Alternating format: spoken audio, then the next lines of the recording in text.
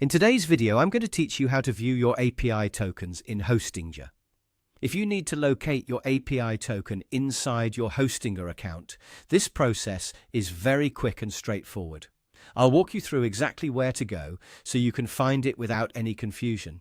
Make sure you're already signed into your Hostinger account before you begin, since the API section is available from inside your account dashboard. Once you're inside your Hostinger account, take a moment to look at the navigation menu on the left-hand side of the screen. This side panel is where you'll find the different account and management options available to you. Depending on your screen size, the menu may already be expanded, or it may appear more compact, but the option you're looking for will still be located in that left panel.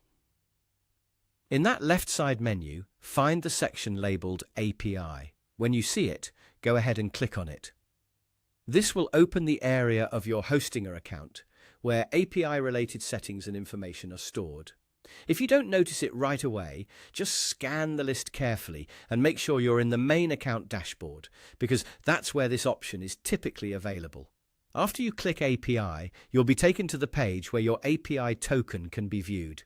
This is the section that displays the token associated with your account, allowing you to access it when needed for integrations, development tasks, or other connected services.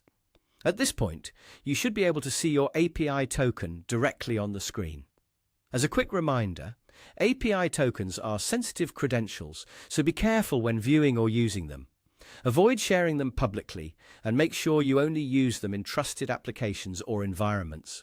If you're following along on a shared screen or recording your display, it's a good idea to hide the token before showing that part to anyone else.